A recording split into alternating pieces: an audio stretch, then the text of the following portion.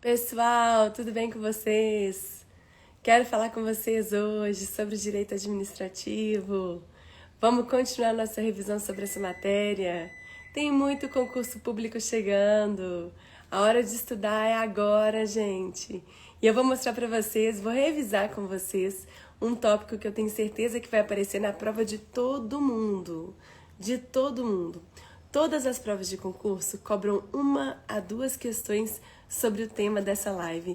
1 a 2 questões para todo mundo. Então presta muita atenção, eu vou falar de um jeito super fácil, super objetivo. Você vai aprender tudo, vai memorizar e eu vou te mostrar as pegadinhas. O que pode pegar na sua prova, o que pode aparecer. Vamos lá, começando. Prof, qual que é a matéria de hoje? O que você vai nos ensinar hoje? O que você tem certeza que vai cair na prova? Gente, eu tenho certeza que vai cair na prova a matéria de princípios administrativos. Sabendo, que os princípios mais importantes, os princípios mais cobrados, são o princípio da impessoalidade e o princípio da autotutela. Uma questão da sua prova vai tratar sobre princípios administrativos, sim, com certeza. E nessa aula eu vou falar sobre todos eles. Então fica aqui, presta muita atenção, do jeitinho que eu te explicar você nunca mais vai esquecer. Primeiro ponto, o que é princípio? Princípios são orientações. Princípio é o princípio de tudo, orientações que vão nortear a atuação do Estado. O Estado vai atuar em conformidade com esses princípios. Tudo bem. Prof, existe princípio mais importante que o outro? Não. Não existe hierarquia entre princípios administrativos. Eu não posso falar que existe hierarquia entre princípios administrativos. Entretanto, existem 2 supraprincípios, que são os princípios que vão orientar a atuação do Estado o tempo todo. Existem 2 princípios centrais. Não é que eles estão numa posição hierarquicamente superior. É só que eles são centrais, eles estão presentes na grande maioria da atuação do Estado. Quais são eles? Primeiro princípio, supremacia do interesse público frente ao privado. O interesse público, gente, ele prevalece frente ao interesse de um único particular. Então, digamos que toda a população queira algo e você não está interessado naquela medida. Bom, o interesse público prevalece frente ao interesse de um único particular. E quem é que busca atender esse interesse público? O Estado. Quem que busca alcançar esse interesse público? O Estado. Então, o Estado vai ter mais poderes, mais prerrogativas do que o particular. Todas as situações, na grande maioria delas, que a gente vê a atuação do Estado, o Estado tem mais poder do que o particular. Beleza, entendi. Supremacia do interesse público, o interesse público prevalece frente ao privado. Só que, em razão do fato de que o Estado busca atender o interesse da coletividade, e para fazer valer essa supremacia, o Estado vai ter mais poderes do que nós particulares. Então, eu não tenho os mesmos poderes que o Estado. O Estado tem mais poderes do que nós. Só que esse poder que o Estado tem vai ser utilizado estritamente para atender ao interesse público. O Estado só tem mais poder do que o particular porque ele busca atender a coletividade. E o interesse da coletividade prevalece frente ao interesse público. Entendi essa lógica. O Estado é mais poderoso do que o particular. Só que existe um outro princípio que também é uma orientação central da atuação do Estado. E esse princípio ele fala que o interesse público é indisponível. Indisponível. Como assim? O agente público não pode dispor, não pode abrir mão do interesse público. Ou seja, a todo momento, quando a gente estiver falando da atuação do Estado, o Estado tem mais poderes do que o particular. Mas esses poderes vão ser utilizados estritamente para atender ao interesse público. Lembre-se que o Estado tem mais poder do que o particular, mas deve atuar para alcançar o interesse público. Prof, onde que está descrita a atuação do Estado voltada a atender o interesse público? Na lei. O Estado só pode atuar em conformidade com a lei. Então, o Estado é muito poderoso, mas esse poder só vai ser utilizado para atender ao interesse público e dentro dos limites da lei. Então, essa é a noção do regime jurídico administrativo. Regime vem de regras, regras sobre o direito administrativo. O Estado tem mais poder do que os particulares, mas esse poder só vai poder ser exercido dentro dos limites da lei. Noção de supremacia do interesse público frente ao privado e noção de indisponibilidade do interesse público. O Estado não pode dispor, não pode abrir mão do interesse público, ou seja, só vai atuar, só vai exercer esse poder do Estado para atender o interesse da coletividade. Essa é a lógica, o regime jurídico administrativo. Pessoal, vocês já sabem, todas as questões de prova dos últimos 11 anos foram encaixadas nesse material, todas. Não existe questão de prova de nível médio e de nível superior que não seja respondida por esse livro. Inclusive, se você achar uma única questão que não seja respondida por esse livro fininho, você ganha R$1.000. Eu falo isso todo dia, ninguém nunca ganhou. Não existe questão que não seja respondida por esse livro. Esse livro foi construído para que você possa aprender toda a disciplina no tempo recorde e acertar qualquer questão de prova. Para de perder tempo com um monte de videoaula, com um PDF de 1000 páginas. Para de perder tempo. É hora de estudar de forma o quê? Objetiva. Os editais estão chegando, gente. A hora de estudar é agora. Você tem pouco tempo, você tem filho, você tem família, você tem um monte de atribuições. Então, estuda de forma objetiva. Beleza, prof. Terminei de entender regime jurídico administrativo. E aí? E aí você vai observar que cada frase que está destacada em verde, ela responde a 100 questões de prova. Terminou de ler essa página? Você já assistiu a videoaula do capítulo, já observou os tópicos mais importantes? Agora é hora de resolver questão. Aproxime-se lá do QR Code de questões e responda as questões de prova que são respondidas pelo conteúdo dessa página. Assim você aplica o que você acabou de aprender imediatamente, na hora, e memoriza 3 vezes mais. Já sai na frente do concorrente. Prof, você quer que eu tenho que ficar competindo com o meu concorrente? É óbvio, é claro. E agora, quem tiver mais estratégia vai passar. Não deixe o outro passar no seu lugar, não. Seja mais esperto. Como que eu vou ser mais esperto? Você vai passar mais tempo resolvendo questão. Se você está estudando material muito grande e não sobra tempo para responder questão, você está fora. Você tá fora, tá fora. Tem que ficar mais tempo resolvendo questão de prova. Beleza. Além disso, prof, princípios expressos na Constituição. Olha só, gente. Esse trechinho vermelho responde a mais de 300 questões de prova e cada trecho em verde responde até 100 questões. Quais são os princípios expressos na Constituição? A gente lembra logo do LIMP, né? Mas não são só eles, mas vamos falar deles. LIMP, legalidade, impessoalidade, publicidade, moralidade e eficiência. São os princípios expressos na Constituição. São só esses, prof, que estão expressos na Constituição? Não. Existem outros princípios que estão expressos no texto constitucional que a gente vai falar aqui.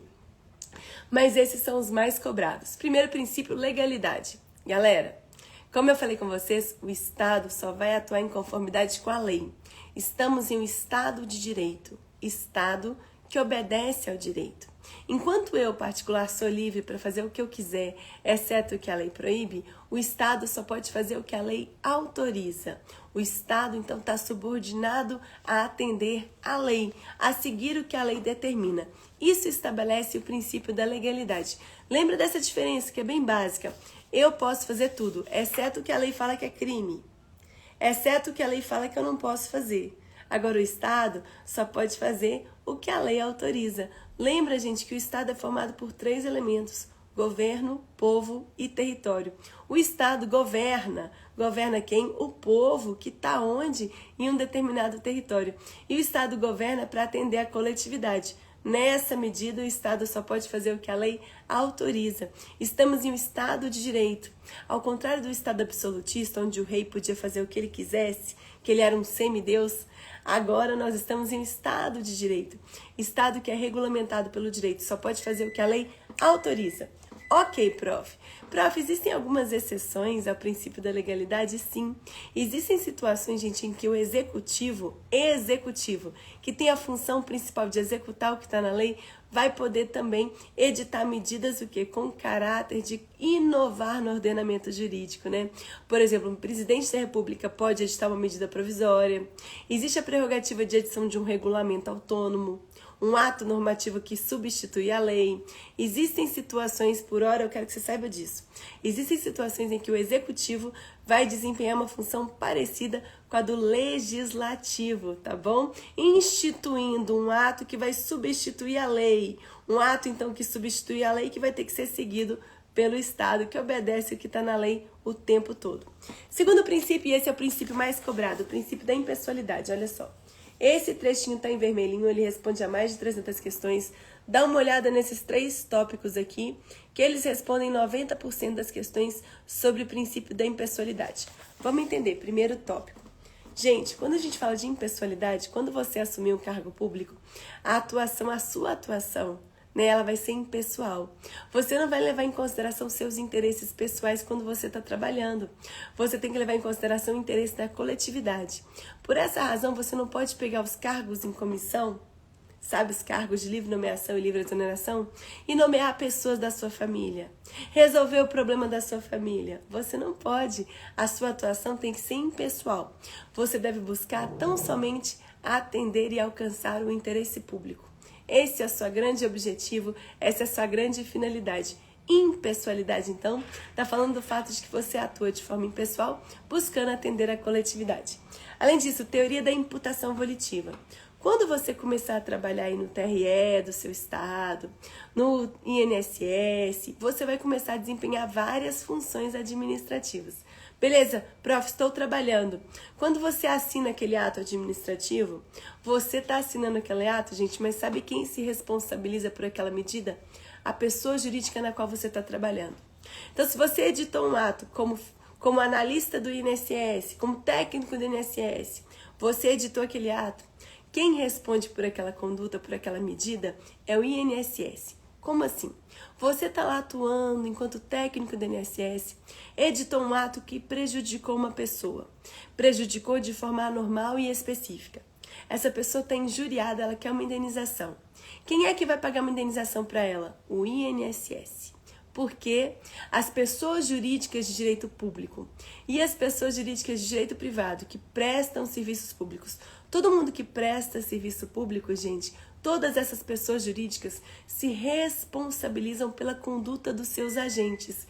E é isso que fala a teoria da imputação volitiva. Imputação volitiva.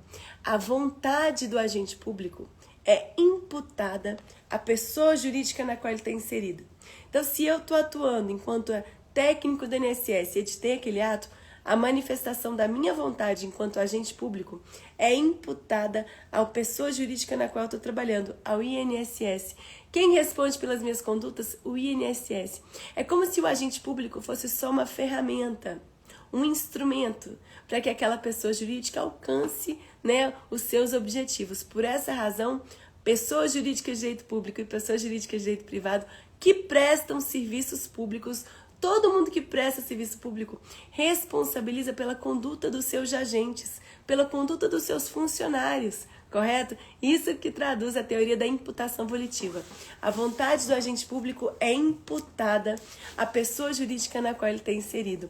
Isso, gente, está ligado à impessoalidade. Por quê? Quando você trabalha na máquina pública, você está atuando de forma impessoal. Você é um instrumento que o Tribunal Regional Eleitoral tem para atingir os seus objetivos.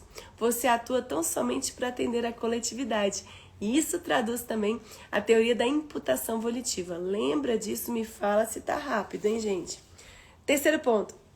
É vedada a realização de promoção pessoal do agente público. Como o agente público atua de forma impessoal, é vedada a promoção pessoal. Eu não posso, por exemplo, agora, estou atuando na Secretaria de Planejamento do Estado, que dá ordem de início a uma determinada obra. E eu tô lá coordenando toda a divulgação daquela obra. Eu não posso colocar uma plaquinha na obra, obra da Gabriela Xavier. Não posso. Aquela obra do Estado de Minas. Não é uma obra minha. Não é porque eu dei ordem de início que aquela obra é minha. Não está sendo feito com meu dinheiro, está sendo feito com dinheiro público. Eu não posso fazer isso. Obra da Gabriela Xavier. Não posso. Eu não posso me promover com as medidas da administração. Eu não posso falar, olha como é que eu sou boazinha. essa obra aqui, eu que dei ordem de início. Gente, eu não fiz mais do que minha obrigação. Se eu estou atuando enquanto agente público, eu não fiz mais do que a minha obrigação. Então, é vedada a promoção pessoal do agente público nas medidas da administração. As medidas da administração, elas têm que ter caráter meramente informativo, né? A divulgação delas, caráter meramente informativo. Não é obra do governador do estado de Minas, é obra do governo do estado de Minas, beleza? Além disso, por fim, é vedada a prática do nepotismo. Isso também está ligado à impessoalidade. Como assim? Prof, assumi meu cargo lá na Polícia Rodoviária Federal. Fui chamado para assumir uma diretoria. Então, prof, eu ganho minha remuneração como policial rodoviário federal e ainda ganho um adicional porque eu assumi uma diretoria. E a diretoria está ligada a uma função de assessoria, de chefia. Então, eu ganho minha remuneração do cargo efetivo mais um bônus relativo ao cargo em comissão. Eu tô ganhando mais. Ah, que bom, né? Quer dizer que você assumiu o cargo efetivo mais um cargo em comissão. Que maravilha. E aí? E aí que naquela diretoria existem vários cargos em comissão. O que é cargo mesmo? Cargo é um conjunto de funções e atribuições públicas que você vai assumir. Existe o cargo de provimento efetivo e o cargo em comissão. Cargo de provimento efetivo é aquele que só assume quem passou no concurso público. Cargo em comissão é aquele que está ligado à direção, chefia, assessoramento e que é de livre nomeação e livre exoneração. O cargo em comissão é aquele que o novo governante, que o político vai usar para compor a sua equipe. Ah, eu vou colocar como diretor pessoas da minha confiança, é mais ou menos por aí. Agora que você é diretor, tá cheio de poder, tem vários cargos em comissão disponíveis na sua diretoria. E você pensa, poxa, ao invés de ficar escutando o meu irmão me pedindo dinheiro emprestado, a minha mãe me pedindo dinheiro emprestado, o meu pai me pedindo dinheiro emprestado, eu não vou dar bobeira. Eu vou nomear meu irmão para um cargo em comissão, minha mãe para outro. Assim eu resolvo o problema da família toda, ninguém vai me pedir dinheiro. Pode? Não pode. Por quê, gente? É vedada a prática do nepotismo. Não pode o quê? Utilizar os cargos em comissão para nomear seus parentes, porque se você fizer isso, você não vai estar atuando de forma impessoal. Você vai estar atuando de forma pessoal, buscando atender os seus interesses, e a sua atuação tem que ser impessoal. É vedada, então, a nomeação de cargos em comissão até o 3º grau. Primo pode? Ah, primo pode. Primo você pode nomear, primo pode. Além disso, é vedada as designações recíprocas. Você não pode combinar com outro diretor, olha, você nomeia minha mãe, eu nomeio a sua mãe e fica tudo certo. Não pode, né? Que isso também configura o nepotismo. Prof, nos cargos políticos. Ah, o que é cargo político mesmo? Cargo político está ligado à alta direção do executivo. São as funções de governo, né? O cargo de presidente, o cargo de governador, o cargo de prefeito, o cargo de ministro, o cargo de secretário de Estado, o cargo de secretário municipal. Todas essas funções são cargos políticos. São ligados à alta direção do governo. As grandes decisões políticas do Estado são tomadas por quem tem cargo político. Prof, digamos que você foi eleita para o cargo de governadora do estado de Minas Gerais. E agora você tem que compor o seu secretário de Estado. E tem uma secretaria lá que é a cara da sua irmã, Secretaria de Transportes e Obras Públicas. Você pode chamar a sua irmã para assumir a função de secretária de Estado? Posso. Ah, a vedação à prática do nepotismo não alcança os cargos políticos. Eu posso sim chamar minha irmã, desde que ela demonstre que tem capacidade de exercer aquele cargo, ela pode sim assumir a função de secretária de Estado de Transportes e Obras Públicas. Lembra que a vedação à prática do nepotismo não alcança as nomeações para cargos políticos. Ai, prof, entendi. Pontos importantes então, gente. Eu falo que é mais cobrado, mas eu mostro para vocês, eu mostro. Primeiro ponto, conceito de impessoalidade, despenca nas provas. Essa parte aqui responde a mais de 300 questões. Terminou de ler essa página, já responda as questões que cobram o conteúdo dessa página. Assim você aplica o que você acabou de aprender na hora, você memoriza muito mais, você entende como que a banca cobra, você sai na frente. Se você responder, gente, pelo menos 3 questões de cada página, você no final desse livro vai ter em uma semana esgotado uma disciplina do seu edital e ter acertado 1000 questões. Meu Deus! Que outro material permite isso? Uma semana para você esgotar esse material fininho e acertar 1000 questões. Aí, gente, aí a aprovação é só consequência de um trabalho bem feito, de um passo a passo estratégico para você alcançar o que você quer. Beleza, além disso, teoria da imputação volitiva está em amarelinho porque responde a 200 questões de prova, então é importante também. Vedação à promoção pessoal, olha aqui, não é placa do governo, do governador do estado, é placa do governo do estado, obra do governo do estado. Responde a mais de 300 questões de prova. Vedação à prática do nepotismo também, então presta atenção. Próximo princípio, o princípio da moralidade. Galera, a atuação do agente público deve estar em conformidade com a boa-fé, com honestidade. Prof, quando você fala moralidade, você está falando do que eu julgo certo, julgo errado? Não. Essa é a sua moralidade subjetiva, né? O que você julga que é certo, o que você julga que é errado. Não estou falando disso. A moralidade aqui é a moralidade objetiva. Objetivamente, o agente público, ele atua em conformidade com a lei? Objetivamente, ele está falando a verdade, ele é honesto, ele tem boa fé? Isso que é moralidade administrativa. Agora, a sua moral subjetiva, o que você acredita que é certo, que é errado, eu não quero nem saber disso. Isso não é moralidade administrativa. Além disso, publicidade. Pessoal, em regra, os atos da administração serão publicizados. Como é que eu vou saber o que o Estado está fazendo? Como é que eu vou fiscalizar a atuação do Estado se não é público? Poxa, se não for publicizado, ficar tudo no sigilo, como é que a gente fiscaliza? Então, a publicidade é um dever de dar transparência aos atos da administração. Assim, todos nós ficamos sabendo o que o Estado está fazendo. Mas, além disso, a publicidade é um requisito de eficácia dos atos administrativos. Como assim, professora? O ato administrativo só produz efeitos perante terceiros quando ele for publicizado, quando a gente conhecer aquela medida. Exemplo, digamos que você para seu carro todo dia na mesma esquina. Tá tudo certo, você está acostumado. Só que o órgão de trânsito mudou as normas de trânsito e a partir de um dia X, aquele local que você parava todo dia passou a ser proibido de estacionar. Proibido de estacionar.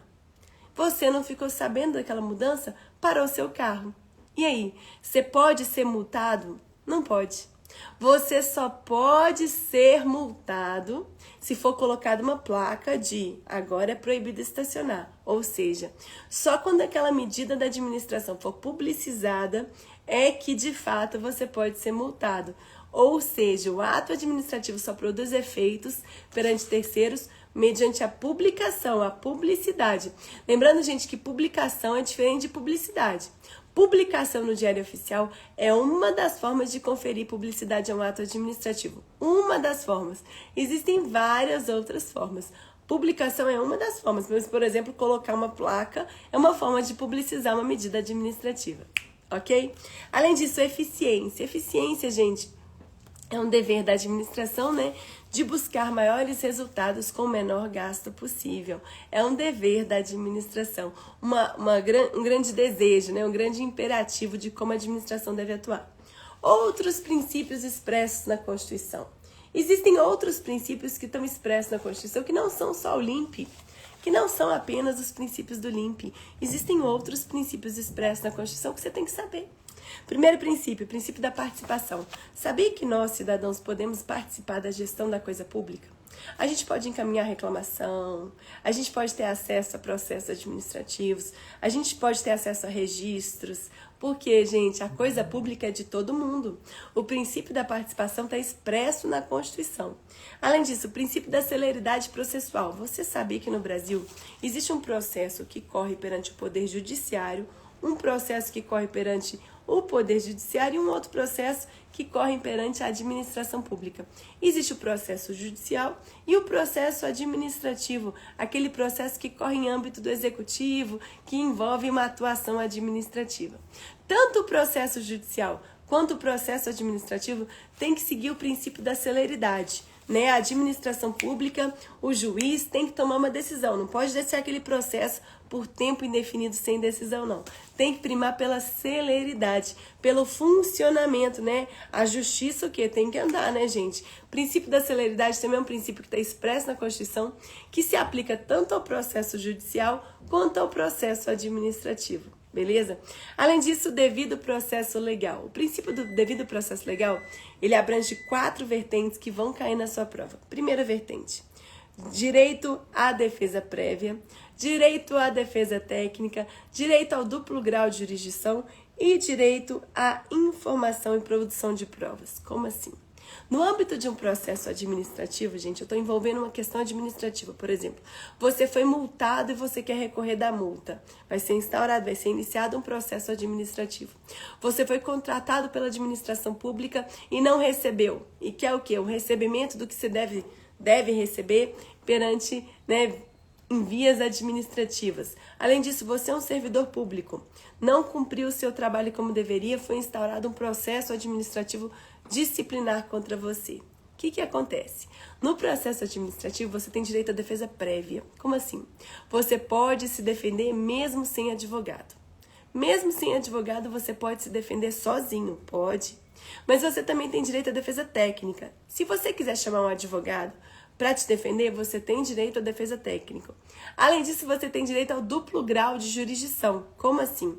Se a administração, naquele processo administrativo, toma uma decisão que você não gostar, você tem direito de recorrer a uma segunda instância, uma segunda análise sobre aquela questão.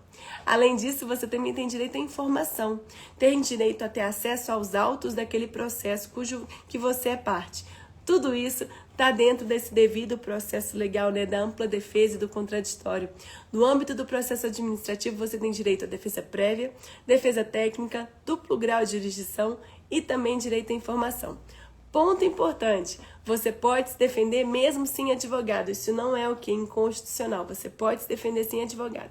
Se quiser chamar um advogado para te defender, perfeito, pode chamar.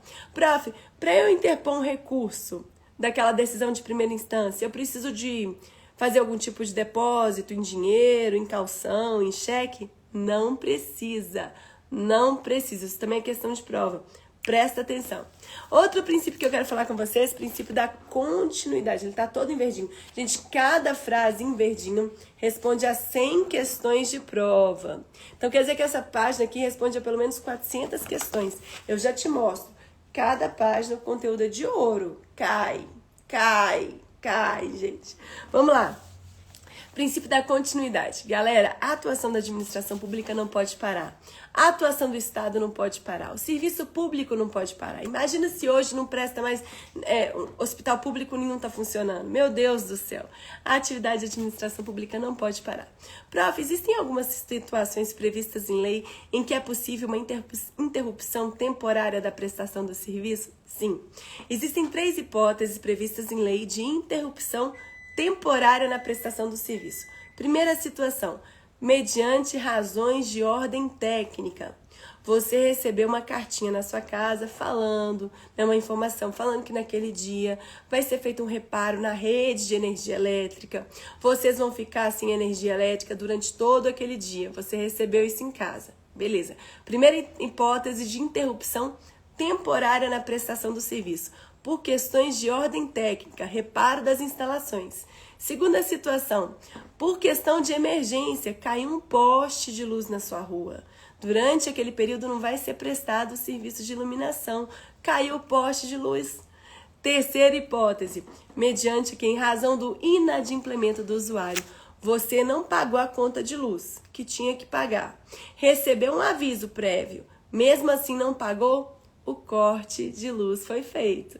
Tinha que o quê? Se o aviso foi feito e você não pagou, vai ser feito o corte.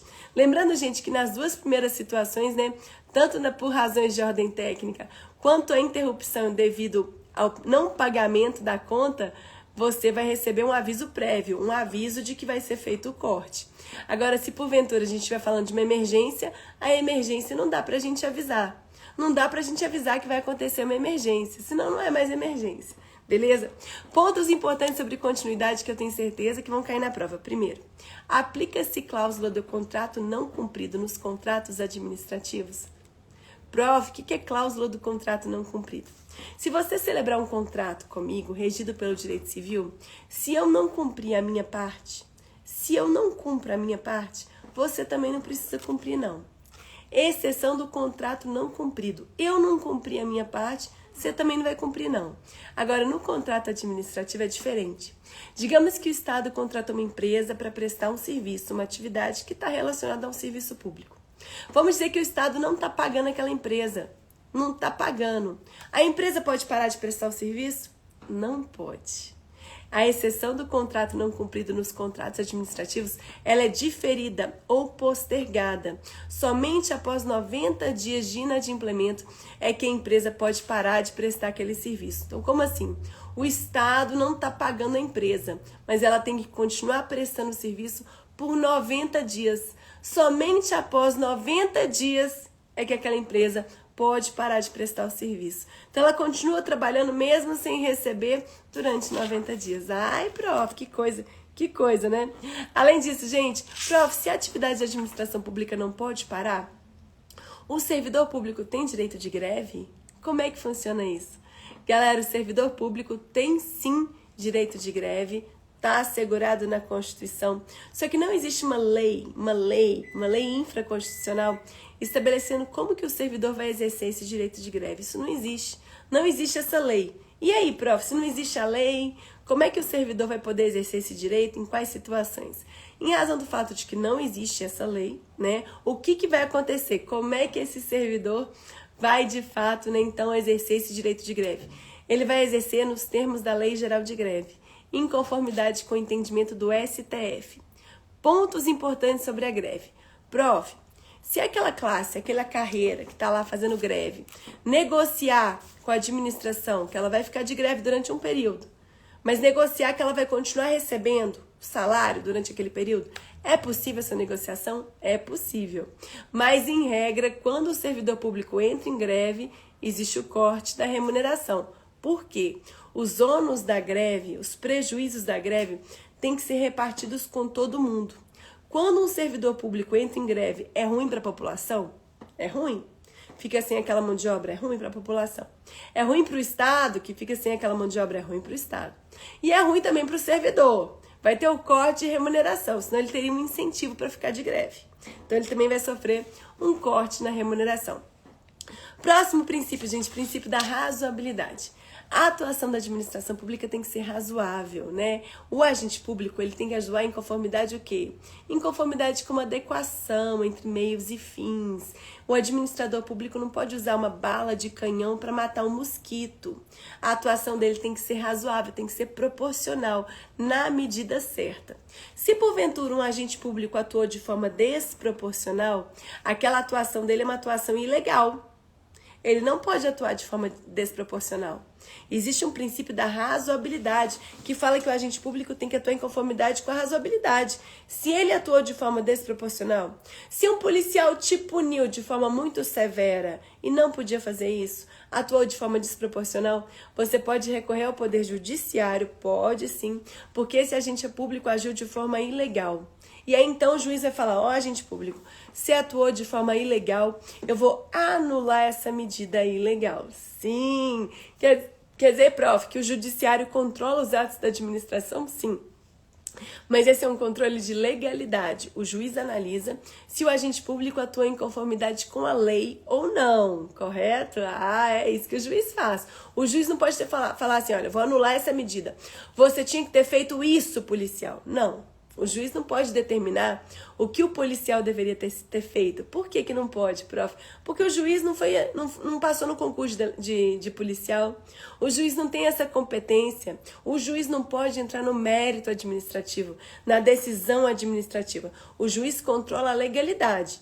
Se a decisão administrativa foi legal ou não, está em conformidade com a lei ou não. O controle do judiciário é um controle de legalidade, lembra disso. E princípio da autotutela, esse é o princípio mais cobrado nas provas de concurso público, né? O segundo mais cobrado. Autotutela, tutela vem de controle, é quando a própria administração pública controla os seus próprios atos, né? A administração se controla também, né, gente? E quando a gente fala de autotutela, eu tô falando da prerrogativa que a administração pública tem de anular atos administrativos que sejam eivados com vício de legalidade e revogar medidas que já não são mais convenientes e oportunas. Como assim, prof? Anular. Se porventura a administração editou um ato ilegal, ela deve anular aquele ato. Porque aquele ato é ilegal. E a anulação vai gerar o quê? Efeitos ex tunc. T de tunc é T de testa. Bate na sua testa. Sua cabeça vai para trás. Efeitos que retroagem para o passado. Como se aquele ato nunca tivesse sido editado. A administração fez um ato ilegal. Falou, opa, descobri hoje que aquele ato que eu editei lá no dia 1º é ilegal. Vamos apagar esse ato como se ele nunca tivesse existido. Isso é anulação, que opera em regra efeitos ex tunc. Em regra. Existem situações em que eu posso estar diante de uma anulação que gera efeitos ex nunc? Existe. A gente vai falar sobre isso na aula de atos administrativos. Mas, em regra, a grande maioria das situações, quando eu falo de anulação, eu falo de efeitos ex tunc. E revogação? Revogação é quando a administração editou um ato legal, em conformidade com a lei, mas já não é mais conveniente, já não é mais oportuno. Digamos aqui em Minas Gerais que estava sendo construído estádio de futebol. E aí foi instaurado o período de pandemia. Aconteceu uma pandemia. Todo o dinheiro do Estado foi direcionado para a saúde. Já não era mais interessante, já não era mais conveniente, de forma alguma, construir um estádio de futebol. Já não era mais conveniente e interessante fazer isso. E aí, então, aquela medida que foi editada para construir o estádio de futebol foi revogada. São medidas legais, realizadas em conformidade com a lei. Elas operaram efeitos, geraram efeitos durante um certo período, mas a partir do momento que aquela medida foi entendida como inconveniente, ela foi revogada. Quando a gente fala de revogação, a gente fala de efeitos ex nunc. N de nunc, N de nuca. Bate na sua nuca, sua cabeça vai para frente. Efeitos dali para frente. Dali para frente já não constrói mais estádio de futebol. Mas tudo que foi feito até aquela data vai ser remunerado, vai ser pago, foi tudo certinho, em conformidade com a lei. Lembre-se então da revogação e da anulação. Olha aqui o desenho, gente. Esse princípio, ele despenca. As partes em vermelho respondem a mais de 300 questões. As partes em verde a 100 questões de prova. Presta muita atenção nisso aqui, muita atenção. E para fechar essa aula, quero falar com você sobre o princípio da motivação, isonomia e segurança jurídica. Motivação. A motivação fala, né, que os atos da administração pública eles devem ser em regras motivados. O que é motivação, prof? Gente, motivação é a justificativa por escrito. Razões pelas quais eu estou aplicando aquele ato, eu estou praticando aquela medida. Quando a gente fala de motivação, existe um motivo de direito e o motivo fático, né? O motivo de direito é a lei que autoriza aquela atuação. É a lei que fundamenta aquele ato administrativo. É a lei que fala que a administração pública tem que agir daquela forma. E motivos de fato é a situação fática, o que aconteceu na prática que enseja aquela atuação. Lembrando que, se porventura eu tenho um ato que foi motivado de forma ilegal, existe um vício no motivo, sabe? Existe um vício no motivo. O vício no motivo implica no vício do ato. Vamos falar um exemplo. Existe um ato que não carece de motivação, que é o ato de nomeação e exoneração para cargo em comissão. O presidente ele escolhe quem ele quiser para ser ministro e exonera o ministro a hora que ele quiser. Não precisa motivar, não precisa explicar por que ele está fazendo isso. Não precisa motivar mesmo. Beleza, prof, estou entendendo que não precisa motivar. Entendi. Mas se porventura o presidente quis motivar e falou que estava exonerando aquele ministro, porque aquele ministro não ia trabalhar direito, não estava comprometido. E aí o ministro comprova que ele ia trabalhar todo dia, que ele estava muito comprometido, ele comprova tudo isso. E aí foi verificado um vício no motivo. Se o motivo, mesmo nos atos que não é exigido motivação, o ato de nomeação e exoneração de cargo em comissão é uma exceção ao princípio da motivação, porque não precisa motivar esse ato. Mesmo nessa situação, se o motivo declarado é um motivo falso, a falsidade, a ilegalidade do motivo enseja o vício no ato. Motivo viciado, ato viciado também. Ato viciado tem que ser anulado. Lembra disso. E o princípio da isonomia é aquele princípio que a gente já falou um pouquinho, mas eu vou falar de novo. A administração pública, ela não vai tratar todo mundo da forma igual, né? Todos nós somos iguais perante a lei. Perante a lei, eu e você temos os mesmos direitos, as mesmas obrigações perante a lei. perante a lei. Agora, é claro que existem diferenças entre a gente.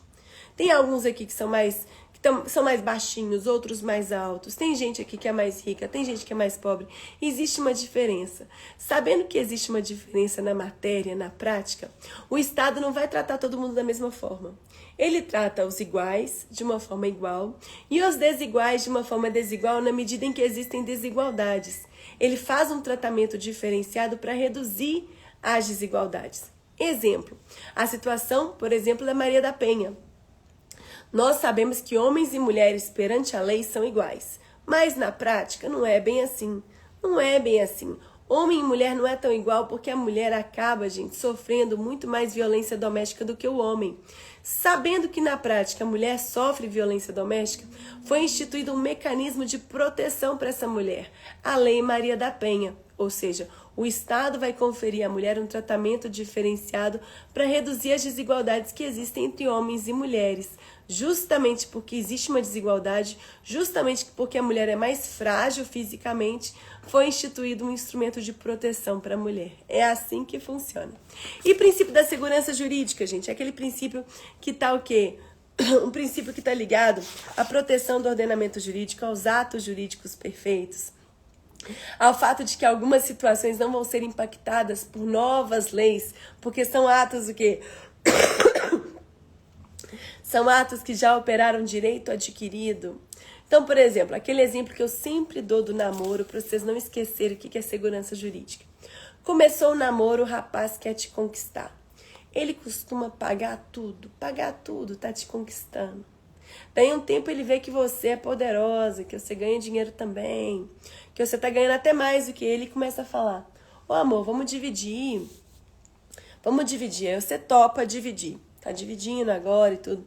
De repente ele fica sem dinheiro. Quer fazer um projeto, quer comprar uma moto, quer comprar um carro. Ele fala assim: amor, eu paguei mais do que você no início do relacionamento. Você acha que agora você pode me restituir? Agora que a gente está dividindo tudo, você pode me restituir o que eu paguei a mais no início? Não pode.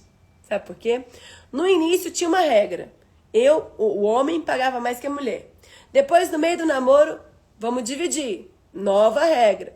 Agora, você está querendo que uma lei velha faça valer hoje? Não. Se pagou naquele momento ali, e naquele momento a regra era que você pagava mais, já foi, ato jurídico perfeito. Não tenho nada a ver com isso. A gente mudou a regra a partir de 2 anos de namoro, mudou a partir de 2 anos de namoro. O tempo que passou, você já pagou o que tinha que pagar, você pagava mais, essa era a regra e pronto, e acabou. Pessoal, essa é a aula super completa de princípios administrativos. Presta muita atenção, um conteúdo, uma questão da sua prova sobre esse conteúdo, tá bom? Preste muita atenção, que eu dei muita questão aqui para vocês.